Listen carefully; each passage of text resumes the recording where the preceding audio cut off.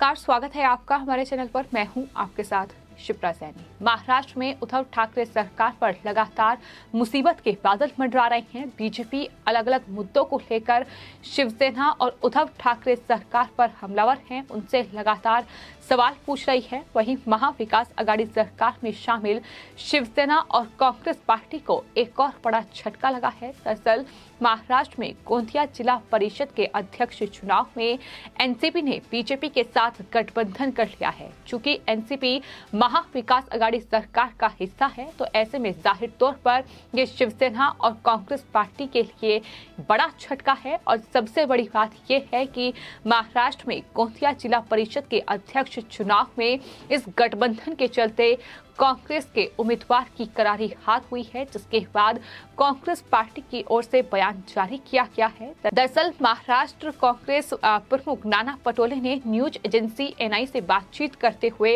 NCP पर कई गंभीर आरोप लगाए। उन्होंने कहा कि 2-2.5 साल में एनसीपी ने हमारे पार्टी के कुछ सदस्यों को हमसे छीन लिया है।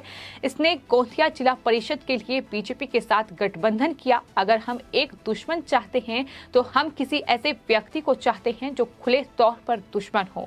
अगर वो हमारे बगल में पीठ में छुरा घोंपते हैं तो उनसे सवाल पूछे जाएंगे। ये उनकी तरफ से साफ तौर पर कहा गया है।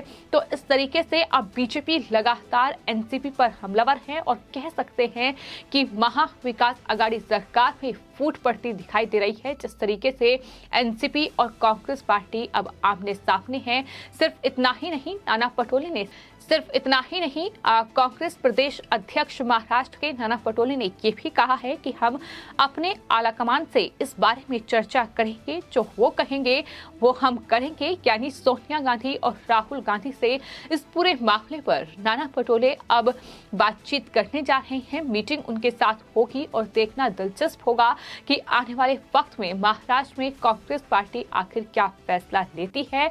लेकिन इतना तय है कि अगर महाराष्ट्र में एक भी पार्टी इस महाविकास आघाड़ी से अलग होती है तो जाहिर तौर पर मुख्यमंत्री उद्धव ठाकरे की कुर्सी पर संकट गहरा सकता है। क्योंकि फिलहाल जो गठबंधन की सरकार है उसकी बदौलत ही उद्धव ठाकरे वहां मुख्यमंत्री की कुर्सी पर बैठे हुए हैं। तो इस तरीके से लगातार ये आरोप प्रत्यारोप का दौर जारी है। और जाहिर तौर पर महाराष्ट्र के गोंदिया में जो अध्यक्ष का चुनाव हुआ है उसमें दरअसल ये गठबंधन अब कांग्रेस पार्टी को रास नहीं आ रहा है। क्योंकि गोंदिया जिला परिषद के अध्यक्ष चुनाव में जो गठबंधन बीजेपी और एनसीपी ने किया है उसकी वजह से वहां कांग्रेस उम्मीदवार की हार हुई है। गोंदिया जिला परिषद चुनाव में बीजेपी के पंकज रहंगदले को अध्यक्ष नियुक्त किया गया। वहीं एनसीपी के यशवंत गुणवीर को उपाध्यक्ष चुना गया है। बीजेपी उम्मीदवार ने कांग्रेस प्रत्याशी उषा मेहते को पराजित किया है और कांग्रेस को कुल 13 वोट मिले तो वहीं बीजेपी को 40 वोट मिले हैं। गुणवीर ने कांग्रेस के जितेंद्र कात्रे को हराया है। 53 सदस्यीय गोंदिया जिला परिषद में बीजेपी के 26, कांग्रेस पार्टी के 13, एनसीपी के 6 और जनता की पार्टी के 4 और निर्दलीय 2 सदस्य हैं। तो इस तरीके से ये चुनावी नतीजा है जो सामने आया है। जाहिर तौर पर महाराष्ट्र में इस वक्त अलग अलग मुद्दों को लेकर सियासत गरमाई हुई है और खासतौर पर हम देख रहे हैं कि किस तरीके से बीजेपी कहीं ना कहीं बीएमसी चुनाव से पहले अपने आप को मजबूत करने की हर मुमकिन कोशिश महाराष्ट्र में कर रही है, जिससे बीएमसी महानगर पालिका चुनाव में मुंबई के उन्हें जीत हासिल हो सके। और इसके बाद जो महाराष्ट्र में विधानसभा के चुनाव होंगे उसमें बीजेपी की फुल तैयारी है कि इस बार शिवसेना को सत्ता से बेदखल किसी भी तरीके से किया जाए। और शायद यही वजह है कि मनसे के साथ गठबंधन पर भी कहीं ना कहीं अंतिम मोहर लगना बाकी है। लेकिन ये लगातार खबरें सामने आई हैं कि मनसे प्रमुख राज ठाकरे बीजेपी के साथ गठबंधन करेंगे बीएमसी चुनाव। तो ये शिवसेना के लिए कहीं ना कहीं बड़ा झटका है। शिवसेना बीते कई सालों से मुंबई महानगर पालिका में सत्ता पर काबिज है। लेकिन जिस तरीके से बीजेपी लगातार महाराष्ट्र में बीएमसी में जो भ्रष्टाचार, जो घोटाले शिवसेना के शासन में हुए हैं, शिवसेना की सत्ता में हुए हैं, उन घोटालों का पर्दाफाश कर रही है। और यही वजह है कि कहीं ना कहीं शिवसेना की मुश्किलें बढ़ रही हैं। मराठी लोगों को पहले ही शिवसेना नाराज कर चुकी है। जिस तरीके से शिवसेना ने उन पार्टियों के साथ गठबंधन किया जिनके खिलाफ वो चुनावी मैदान में उतरी और सिर्फ मुख्यमंत्री की कुर्सी के लालच के लिए उन्होंने एनसीपी और कांग्रेस के साथ गठबंधन कर लिया, तो इसको लेकर भी वहां लोगों में काफी गुस्सा और नाराजगी है। तो जाहिर तौर पर कई वजह ऐसी हैं जिसकी वजह से शिवसेना को कहीं ना कहीं महाराष्ट्र में आने वाले वक्त में बेहद मुश्किलों का सामना करना पड़ सकता है। लेकिन वहीं दूसरी तरफ महाराष्ट्र के गोंदिया जिला परिषद के अध्यक्ष चुनाव में जिस तरीके से एनसीपी और बीजेपी ने गठबंधन करके कांग्रेस पार्टी के उम्मीदवार को हराया है, उसके बाद अब कांग्रेस खासा नाराज एनसीपी से है और यही वजह है कि नाना पटोले का ये बड़ा बयान सामने आया है जिसमें उन्होंने कहा है कि वो कांग्रेस आलाकमान के साथ इस पूरे मामले पर चर्चा करेंगे और उसके बाद ही आगे की रणनीति तय होगी। आखिर कांग्रेस पार्टी क्या फैसला करेगी ये आने वाले वक्त में देखना होगा। लेकिन ये हम लगातार देख रहे हैं कि महाराष्ट्र में कहीं न कहीं जो बीजेपी है वो महा विकास आघाड़ी सरकार में फूट डालने की हर मुमकिन कोशिश में लगी हुई है। किसी भी तरीके से उद्धव ठाकरे को सत्ता से बेदखल किया जाए, फिर चाहे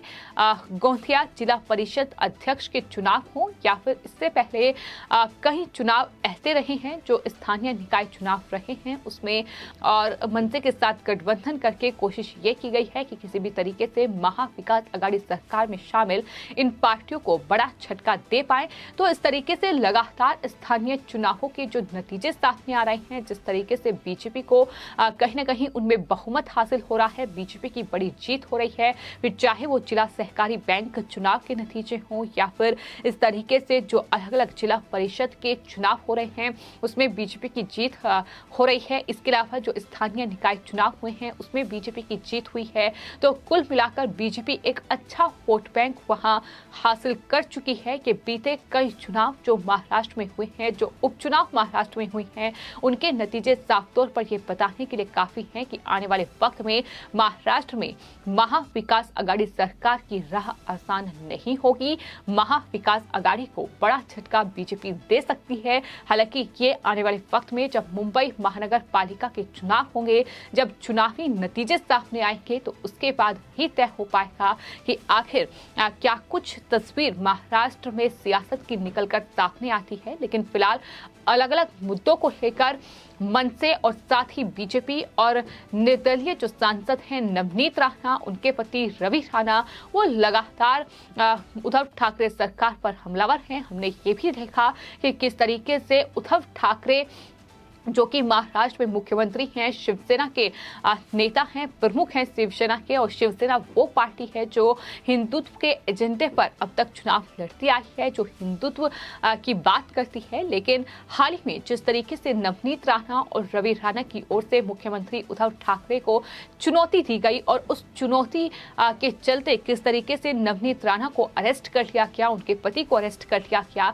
इस तरीके से बदले की राजनीति जो उद्धव ठाकरे सरकार कर रही है उस पर भी कहीं ना कहीं मुख्यमंत्री उद्धव ठाकरे की पोल खुल चुकी है। तो कुल मिलाकर बीजेपी कहीं ना कहीं एक तरफ महाराष्ट्र की जनता को ये दिखाने की कोशिश कर रही है कि किस तरीके से महाराष्ट्र में शिवसेना ने अपनी विचारधारा को पूरी तरीके से त्याग दिया है। अब उन्हें हनुमान चालीसा से भी दिक्कत है, अब उन्हें लाउड स्पीकर जो है उनका समर्थन करना है। लाउड स्पीकर को लेकर जिस तरीके का विवाद महाराष्ट्र में गरमाया हुआ है उसको लेकर भी बीजेपी लगातार महा विकास आघाड़ी सरकार और खासतौर पर शिवसेना को टारगेट कर रही है। तो तमाम अलग अलग मुद्दों पर महाराष्ट्र में फिलहाल सियासी पारा हाई है। लेकिन इस बीच बड़ी खबर यह है कि महाराष्ट्र में गोंदिया जिला परिषद के अध्यक्ष चुनाव में बीजेपी और एनसीपी ने जो गठबंधन किया है उस गठबंधन ने अब कांग्रेस को काफी परेशान कर दिया है और देखना यह होगा कि आखिर इस पूरे मामले पर अब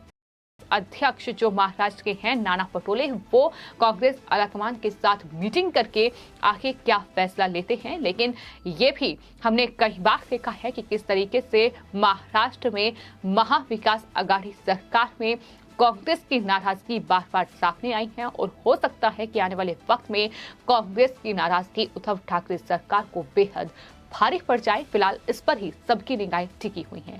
फिलहाल आपकी इस पूरे मामले पर क्या राय है हमें कमेंट बॉक्स में जरूर लिखें और चैनल को सब्सक्राइब करें। धन्यवाद।